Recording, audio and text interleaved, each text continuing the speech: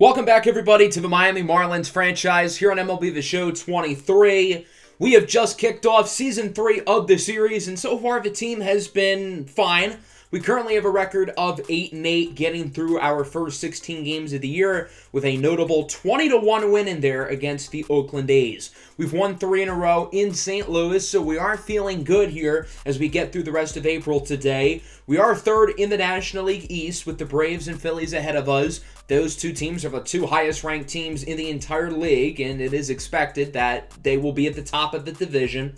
We've had some guys play really well, including Jazz Chisholm, who leads all players in RBIs. Not that RBIs is really the stat to go off of, but he's playing really well. Nick Fortes was just recently an MVP candidate. Now he's right off the list, but he is on the Hank Aaron Award while also playing Gold Glove level defense at catcher.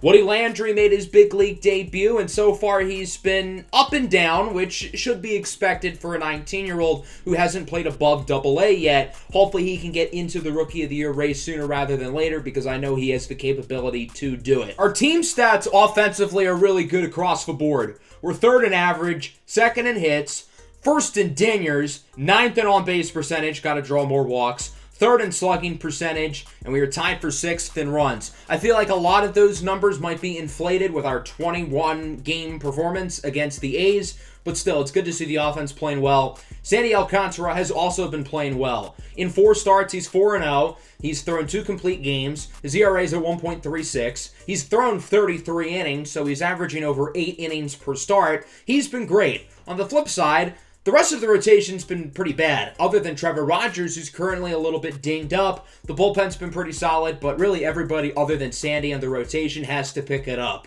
We've also gotten banged up in terms of injuries across the entire organization in all 3 levels, AA, AAA, and the majors.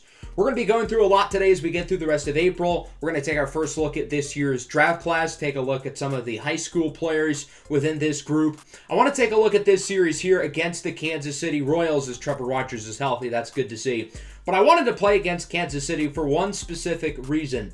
If you remember the MLB draft last year, the Royals selected third baseman Agustin De La Cruz with the 8th overall pick. He was the guy who we had been targeting throughout the draft process. He was the player we really wanted, and he is actually one of the few teenagers currently playing on the roster.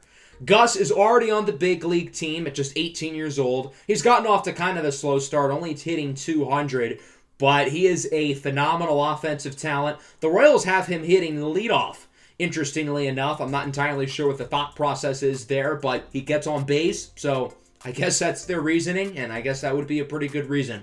So I think we're going to play the second game of the series. I want to get a look at Trevor Rogers. He's coming off a disappointing season last year where he was injured for a large chunk of the season, and when he was healthy, he didn't play all that well. So we're going to simulate the first game, and we would end up winning. Edward Cabrera had probably his best start of the year, which doesn't say much because he's been really bad for most of the year. But it was good to see him nearly go 7 innings, only allowing 2 runs. So that'll bring us to the second game of the series. Both us and the Kansas City Royals are 9-8. And it's also Jackie Robinson Day, which is pretty fun.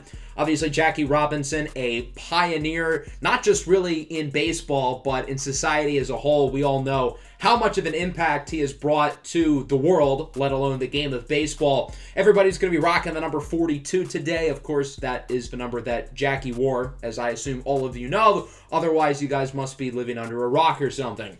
Here's a look at the lineups for both teams. The Royals, again, have Gus leading off. Jordan Lyles will be starting for Kansas City. He's a 10-plus year vet who hasn't been all that great throughout his career, but he's managed to stick around on rosters, and he's still a starter here for the Royals. Jazz Chisholm draws a walk with 2 outs. Pitchers don't really want to throw to Jazz, and I don't blame them. He's been one of the best offensive players in baseball this year. Nick Fortes has 2 as he hits it up the middle. Bobby Witt Jr. cannot make the play, and Miami's got a couple of late base runners on board here in the top of the first inning. We'll see if the number 5 hitter, that being Anthony Santander, can drive them in. Santander's gotten off to a good start this year, but he weakly dribbles it over to first. Vinny Pasquantino will quickly scoop it up and put it on the bag as we go to the bottom of the first, getting a look at Trevor Rogers, who got hurt in his last start. Didn't miss any games, though, which is good. In 3 starts, he's 1-1 with a 2.66 ERA and a .93 whip. Very good start to the year. Hopefully he can keep it going.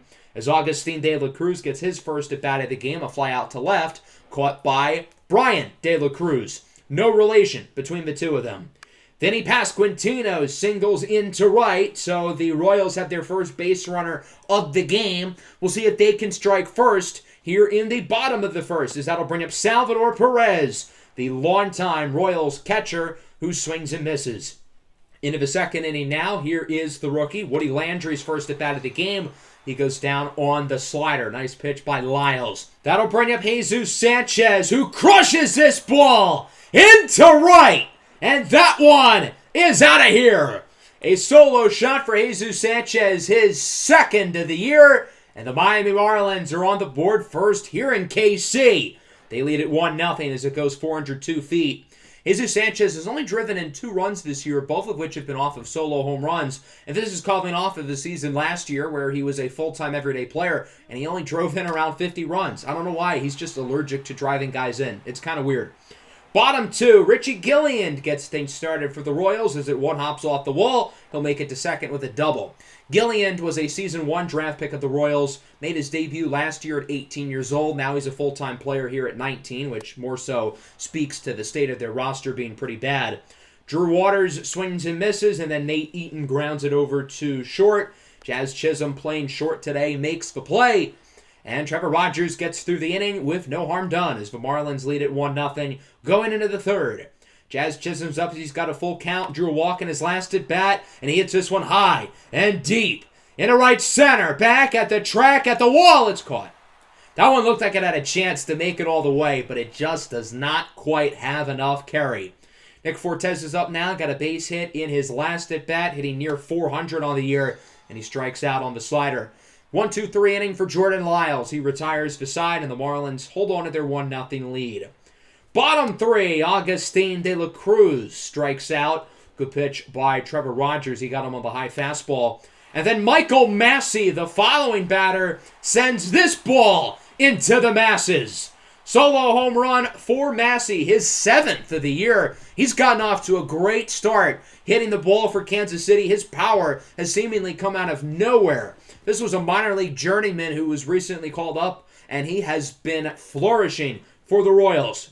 Tied at 1, going into the 4th, as Anthony Santander hits this one into right field, and that one goes off the wall. Nearly had enough carry, but Kauffman Stadium is a pretty pitchers-friendly park, and so Santander will have to settle with a double. We'll see if Miami can potentially drive him in, as it's Woody Landry who rips it up the middle, nearly gets Jordan Lyles' head off. Santander will look to score, and the throw is offline. An RBI single for the rookie, Woody Landry, and the Marlins are back on top 2-1. Good to see Woody making some plays there as Trey Mancini goes down looking on the slider. He thought that was ball 4. Umpire behind the plate says otherwise. That'll bring up Gavin Lux now. He lines this one nicely into left field, and that one will one hop off the wall. Woody Landry's got some wheels, but he's going to hold up at third. I think that's the right decision. I don't think he would have made it home. But now the Marlins have 2 runners in scoring position and 2 away for one of the best clutch hitters in baseball, Luis Arraez, who swings at a pitch that he should not have swung at. Grounds out to short. The Marlins leave 2 aboard, but they do drive in 1 other than RBI single from Woody Landry. Bottom 4, Richie Gilliland hits that one over the head of Gavin Lux, who's playing third today. That'll be a base hit for Gilliland. He's 2 for 2 on the young ball game, and so the Royals have a base runner here with 1 away. We'll see if they can drive him in, potentially tie it up. Bobby Witt Jr. checks his swing on the fastball for the second out. That'll bring up Drew Waters, who hits this one well deep into left center. It goes off the tippy top of the wall. Runner's going to look to score. The throw from Jazz to the plate is not in time, and the Kansas City Royals tied up at 2 with an RBI double from Drew Waters. That ball was so close to going over the fence. It just did not quite have enough air on it. And it's not really going to matter because Nate Eaton singles in the left, and that should drive in Waters. The throw is offline from Brian De La Cruz, so Waters ends up scoring after all. And it is now a 3-2 ball game as the Royals take the lead, but they're not done. Hugo Ferguson hits it into left center. That should score the runner. 96 speed. He's going to make it home with ease. An RBI double for Ferguson, and the Royals now lead it 4-2. Kansas City with a big 2-out rally from the bottom of the order here in the 4th inning as Gus strikes out, and that'll wrap up the 4th. The Marlins score 1, but the Royals drive in 3. Kansas City now leads at 4-2 as we move into the 5th. Jordan Lyles still in for Kansas City as he gets Brian De La Cruz to go down looking on the low fastball. 2 away now for the catcher, Nick Fortes. 2-1 pitch on its way from Lyles as Fortes splits that one between the third baseman and the shortstop for a single. So Miami's got another runner aboard here. Their offense is starting to make some plays as the Royals will go to the bullpen. Reese Olson will check into the game for Kansas City. 4.96 ERA on the season for him as the rookie pitcher will face off against Anthony Santander, who strikes out on the inside slider. That was not a good pitch to swing at, and Olson makes it through the 5th. Trevor Rogers will stay in the game for Miami, but he's got a really short leash, and I think that leash is now run out as he allows an early single to Michael Massey. Rogers got lit up at the end of the 4th inning by the back end of Kansas City's lineup. If he allowed one runner in this inning, he'd be yanked out of the game, and that's exactly how it plays out. Jordan Hicks will come in to replace him as he strikes out Vinny Pasquantino on the outside circle change. He'll strike out Salvador Perez as well. The circle change once again got him inside. Let's move into the 6th now. Same score, 4-2. Full count for Woody Landry. Rips it into right, and that'll go for a hit.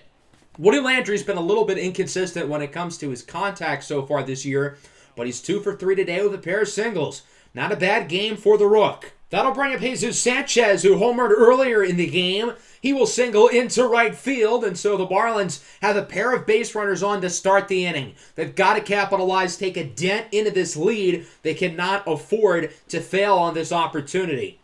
Gavin Lux is up. He's 2 for 2 today, and he goes down looking on the inside fastball. The Marlins have gone down looking quite a bit today. They've tried to be selective with their pitches. Hasn't really worked out. It's been a pretty big strike zone from Angel Hernandez behind the plate. Luis Ariz hits this one well into right center, but it is caught. Ariz has been pretty quiet today. He's had some opportunities with runners on base. Hasn't really capitalized. Into the bottom of the 6th now. Bobby Witt grounds it over to Jazz Chisholm. What a play at first base by Trey Mancini doing the splits. Bobby Witt has 99 speed and he almost made it. Drew Waters then strikes out. Jordan Hicks is making quick work of this Royals lineup as he'd get 2 scoreless innings. Taylor Clark checks in out of the bullpen for the Royals here in the 7th, making his 8th appearance of the season. He'll face off against Brian De La Cruz, who's 0 for 3 today, but De La Cruz hits this one nicely into the right center gap. That one should go for extra bases, and again, the Marlins are getting early base runners. Perfect opportunity to put yourselves back into the game. Miami's gotten plenty of hits today, but they haven't been able to drive a lot of these guys in. Jazz Chisholm is up now. Again, he leads all of baseball in RBIs. This is his specialty so far this season, driving guys in. But he goes down looking on the circle change. Again, the Marlins trying to be aggressive, but it's very clearly a big strike zone tonight. Nick Fortes is up. He will draw a walk. The strike zone, luckily, is not that big, and so Fortes will reach base for a 3rd time. Carlos Hernandez will come in out of the bullpen to replace Clark. He'll face off against Woody Landry with runners on the corners and 2 outs. One of the biggest at-bats of Woody's young career. He's 2 for 3 so far, and he goes down looking again. The strike zone is just too big. These are not hittable pitches. I'm not even sure if these pitches are in the strike zone to begin with. Bottom 7 now, A.J. Puck is in for the Marlins. He's allowed 2 runs in 5 innings so far as Agustin De La Cruz finally gets on the board with a hit. Gus is going to look to make his way over to second, and the throw from Santander is just a little bit late. So De La Cruz is in scoring position here for the meat of the Royals lineup. Michael Massey's up. He homered earlier. He strikes out on the fastball. Little lefty on lefty crime. Vinny Pasquantino is up now, and he will draw a walk. So the Kansas City Royals have 2 guys on and 2 away, and the Marlins are not going to fool around. They're going to bring Camilo Duvall into the game here. Duvall's been very good so far this year. He's allowed 1 run in 5 innings of work as he faces off against Salvador Perez. Full count, 2 away. Perez weakly grounds this one over to second. Luis Ariz makes the play, and the Royals leave 2 runners aboard as it'll remain a 7-4 ball game. The Marlins have 10 hits today. Again, no problems getting on base, but they've got to stop striking out looking. Jesus Sanchez leads off the 8th, 2 for 3 with a dinger, and he will draw a walk. Sanchez reaches base for a 3rd time today. He's been highly productive in this one. Jacob Berry enters the game for Trey Mancini as a pinch hitter. And Berry goes down looking. That pitch was below his knees. Are you kidding me? That definitely was not a strike. Gavin Lux is up now, 1-2, runner on first. I mean, seriously, what are we doing here? These pitchers are below the knees. How are these strikes? 2-2 now for Arise. Since that pitch was at his knees, he figured he needed to swing with these calls, and it pays off as he singles into center.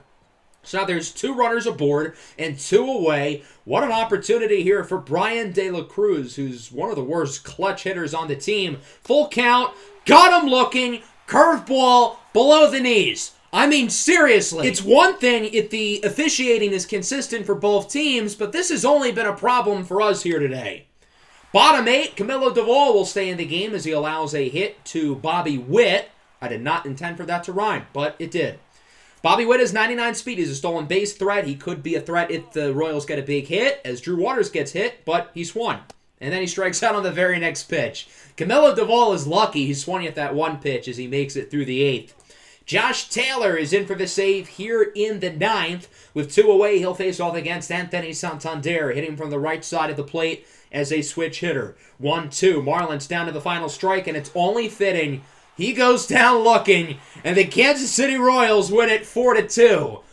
That was a weird game. I mean, we got a lot of base runners. We couldn't drive guys in, and the strike zone for us was like gigantic.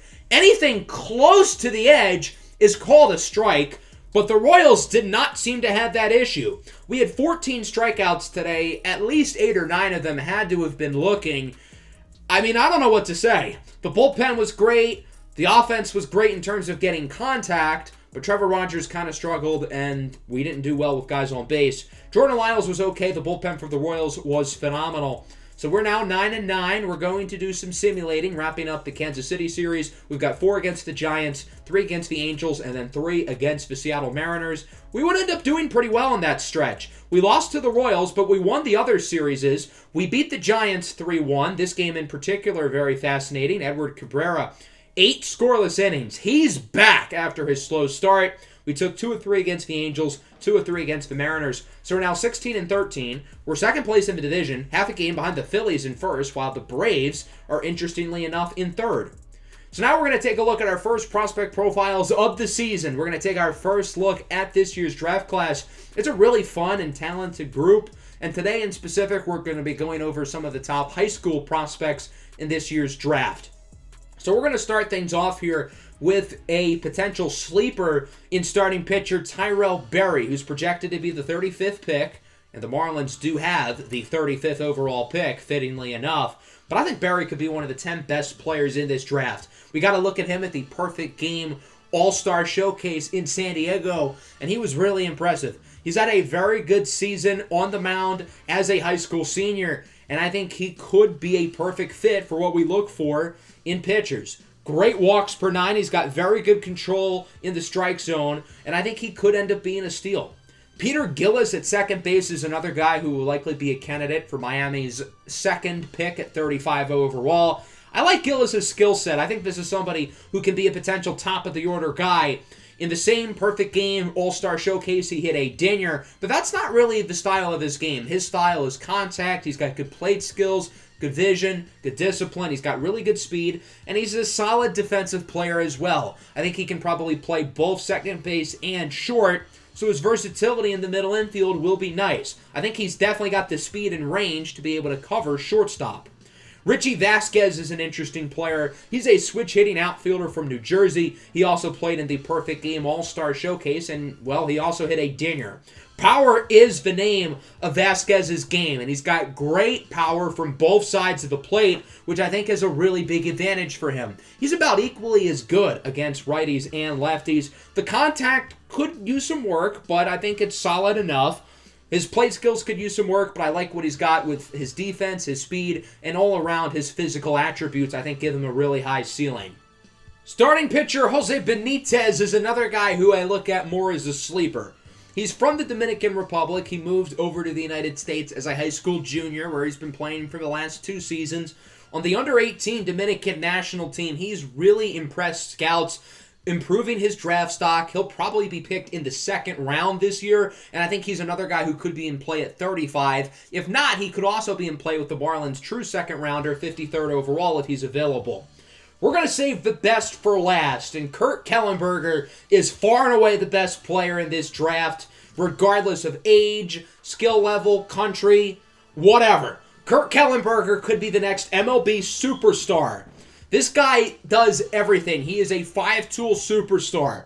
His bat is phenomenal. Contact, power, plate skills, great. He's an asset defensively. He's got a good arm, and he's really fast. There are pretty much no weaknesses with this kid, and I think he'll be the next generational prospect to be added to the series. The first generational prospect was outfielder Justin Kramer, who was drafted in Season 1 by the Nationals. Of course, the New York Mets have the #1 overall pick, so we could be looking at another generational prospect joining our division. Please, God, no. Why did the Mets get lucky for sucking last year? So those are the players we're going to go through in today's prospect profile. I think next time around we're going to go through some of the intriguing international players in the draft class, and I'm excited to dive into some of those guys. We're going to hop into this series here against the Arizona Diamondbacks, and I picked this one in specific because the Diamondbacks are really good. They have the best record in baseball, despite the fact that they're like the 21st ranked team in the game. Their roster is not all that spectacular, but they've been playing great baseball. I wanted to pitch with Yuri Perez, but I don't see how I can say no to that pitching matchup, Sandy Alcantara versus Zach Gallen. So we're going to simulate this game, and we win 13-5. Our second double-digit scoring game of the year. The offense was obviously phenomenal, particularly down the stretch. And Yuri Perez was really good too. 7 innings, 2 earned runs, probably his best start of the year. So that'll bring us into the second game. This is probably our most important regular season game of the year so far. You've got the top 2 Cy Young candidates in the National League battling it out with Sandy Alcantara and Zach Gallen. If we can win this game, we will win the series on the road against the best team in the MLB through the first month of the year. And we've got the 2 best pitchers in the National League facing off. These 2 pitchers both have some ties with each other. So for those of you guys who didn't know, Zach Gallen was actually with the Marlins organization at one point. Him and Sandy Alcantara were both acquired by the Marlins when they traded away Marcell Ozuna to St. Louis. So they came in the same trade, and then a few years later, Zach Gallen was traded during the 2019 trade deadline for a young hitting prospect by the name of Jazz Chisholm. Safe to say that deal has worked out quite well for both teams. The Marlins are going to mix up the lineup card today with Luis Arraez's power surge this year. He's going to hit in the 3-hole. Jazz Chisholm will hit cleanup, and Gavin Lux will lead off.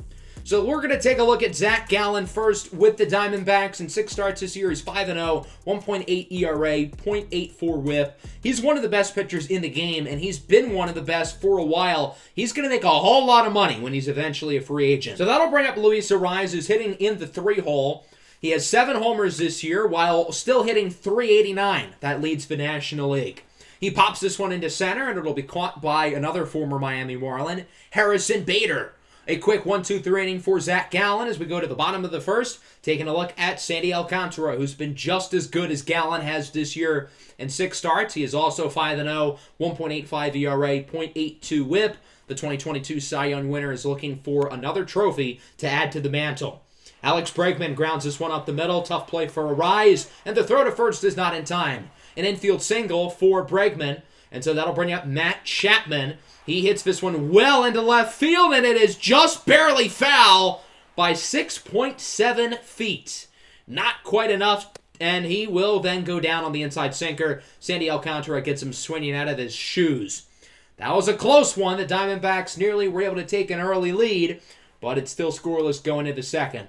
Woody Landry's got the average up to .258. He's been playing really well the last few weeks, but he strikes out on the high fastball. Should not have swung at that one. That probably would have been a walk unless we had the same umpire from the Royals game. Then maybe not.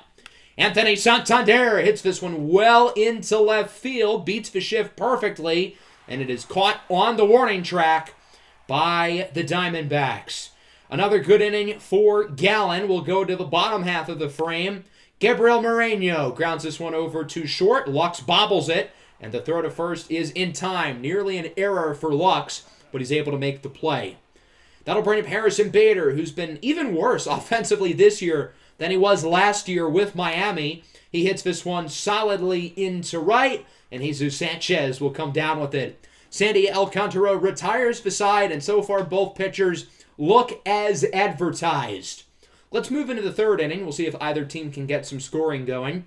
Jesus Sanchez has gotten the average up to 261. He's been good as of late as he draws a walk. So the Marlins finally get their first base runner of the game. That'll bring up Jacob Berry in the 9-hole. He's been a little bit inconsistent this year, but he will also draw a walk. So now there's 2 aboard. Top of the order up. Big opportunity here for Gavin Lux. Normally this is a Luis Arraez spot, but Gavin Lux hitting in the leadoff spot today goes down on the circle change. Should not have swung at that one whatsoever. Nick Fortes is up next, hitting in the 2-hole. He still has been ridiculously good this year as he goes down looking on the inside fastball. Maybe we do it the same umpire as the Kansas City game. That pitch was not a strike. Ahmed Rosario grounds it to first here in the bottom of the third. Woody Landry tags the base. Another 1-2-3 inning for Sandy. Both pitchers continuing to dominate. Only 1 hit so far from either team as we move into the fourth. Luis Arraez will start things off. He already has 7 homers this year, and this one could be number 8. It goes high and deep into left center, and that one is gone, scraping over the fence. In Season 1 of this series, Luis Arraez hit 8 home runs. In Season 2, Luis Arraez hit 11. He's already at 8 this year, and we're still in April. It's a contract year for him, and he is making a lot of money. The way he's swinging the bat so far, the contact's been even better than it has been in the past. The power has been great. That 8th homer will pass Jazz Chisholm for the team lead in home runs. Jazz currently has 7. So Jazz is going to say, you ain't keeping your lead.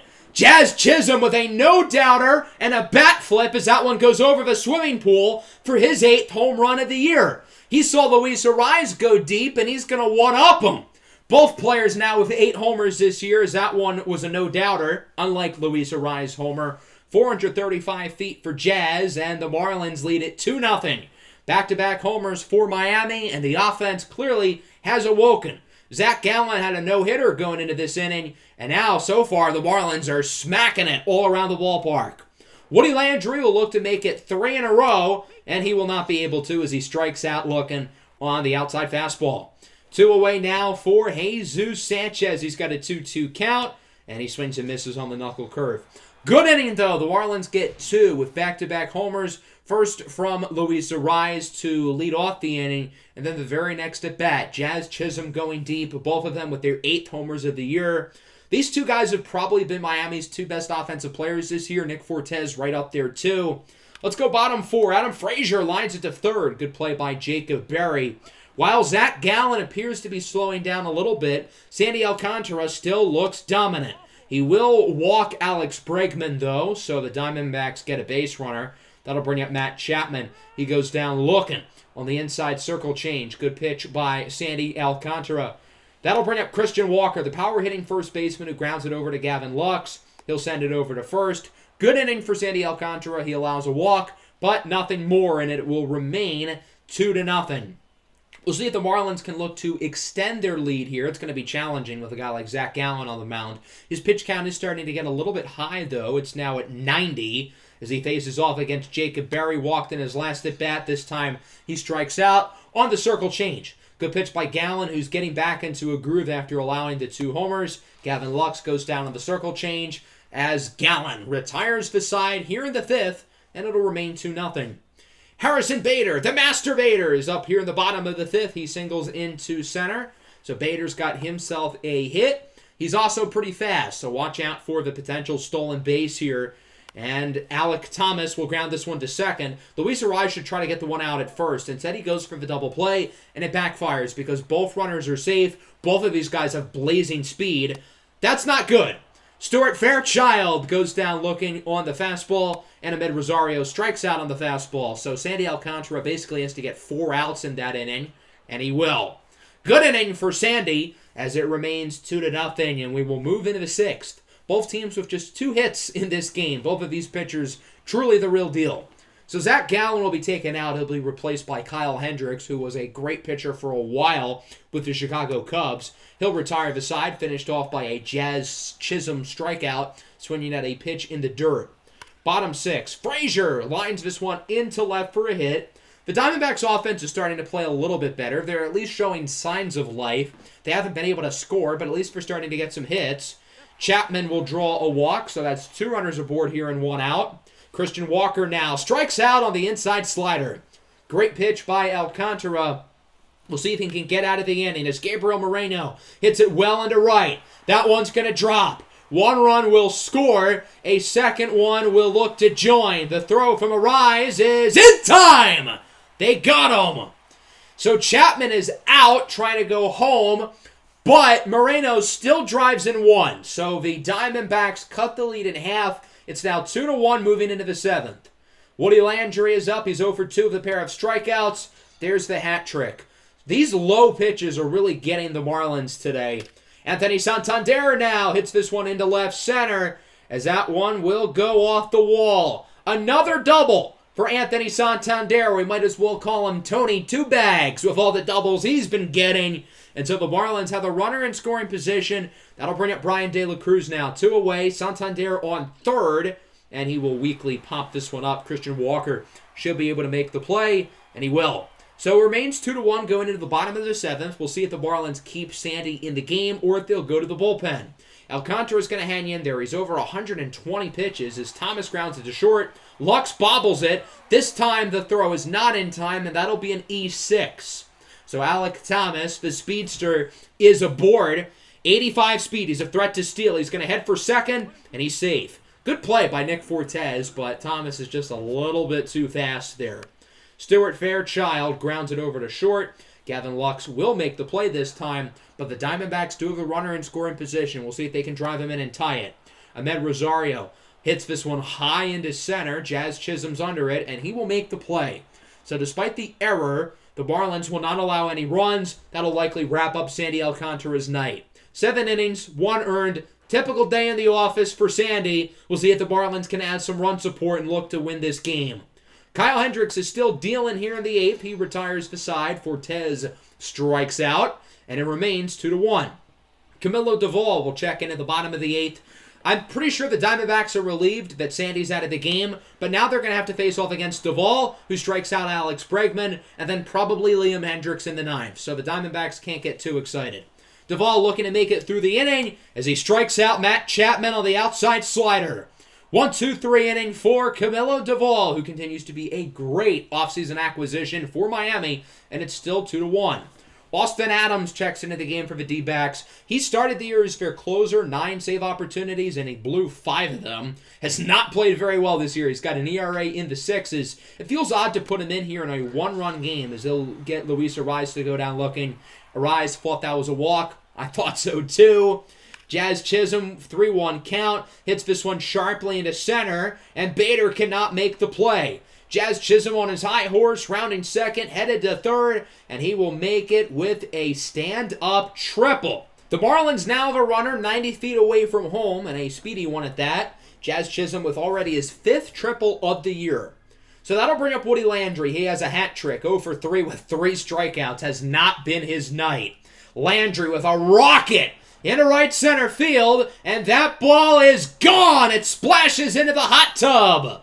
2-run homer for the rookie, Woody Landry, and the Marlins lead it 4-1. That's his 5th of the year. That ball did not go very high, but he hit it so hard, over 109 miles an hour of exit velo, as that one will make it a 4-1 ball game. What a swing from Woody Landry. Again, that ball did not have much arc on it, but he just hit it so hard, it had enough carry to go over the fence.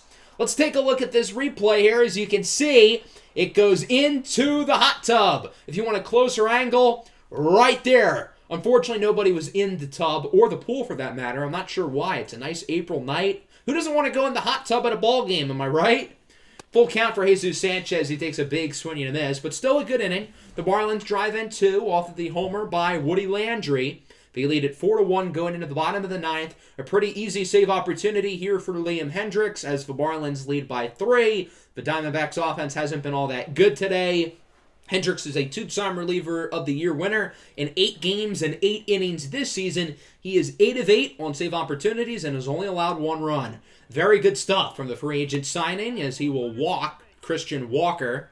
Get it? His name is Walker and he drew a walk.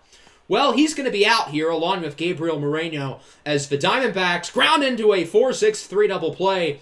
Moreno frustrated with himself now as it all comes down to Harrison Bader, the former Marlin. The 3-2 pitch. Bader grounds it to first. Woody Landry picks it up, sends it over to Hendricks, and that is your ball game. The Marlins win it 4-1. Miami has officially won this series on the road against so far the best team in baseball. A statement from the Marlins here to end the month of April, proving that they are a legitimate wild card contender this year, as they are now 5 games over 500 with a record of 18-13. Sandy Alcantara gets the better of Zach Gallen in the pitching duel. Both pitchers were really good. I mean, Zach Gallen's 2 bad pitches were the homers he allowed to Arise and Chisholm. Other than that, he was great. Our offense only had 5 hits today. We had the 2 homers early, and obviously the homer in the 9th by Woody Landry to ice things. Sandy was great, 7 innings, 4 hits, only 1 runner allowed, and then the bullpen shut the door. Duvall and Hendricks continuing to dominate. The Diamondbacks just could not swing the bat. 1 run, 4 hits. Their offense got overpowered by some phenomenal pitching from the Marlins. Zach Gallen did pitch well, though. He wasn't as good as Sandy, but he was still really good. He only allowed 2 hits in 5 innings. And then the bullpen, other than Austin Adams, or I guess I should just say Kyle Hendricks, was really good. 3 innings, only allowing 1 hit. And no walks, no runs as well. So we're 18-13 here. We've got 1 more game in this Arizona series. Can we get the sweep against the best team in baseball? That would give us so much momentum going into the month of May, and we could really use that momentum because we've got a pretty tough schedule on tap with teams like the Blue Jays, Yankees, and Dodgers coming up within the next few weeks. So unfortunately, we did not get the win. We would end up losing in a close one, 4-3 in 11 innings. So we're 18-14. I feel like the team played really well, though, today. We're still second place in the division, only a game behind the Phillies and 3 ahead of the Braves. But I think we played both the Phillies and the Braves in the month of May as well. Those are going to be huge series. We're currently the number 2 wild card, sandwiched in between the Dodgers and the Padres with a lot of teams close behind. I don't want to get too caught up in the standings here in April, but it's good to see the team playing really well. That'll wrap up the episode. I hope you guys enjoyed it. Certainly a fun one here. Make sure to leave a like and subscribe to the channel if you are new. Peace out.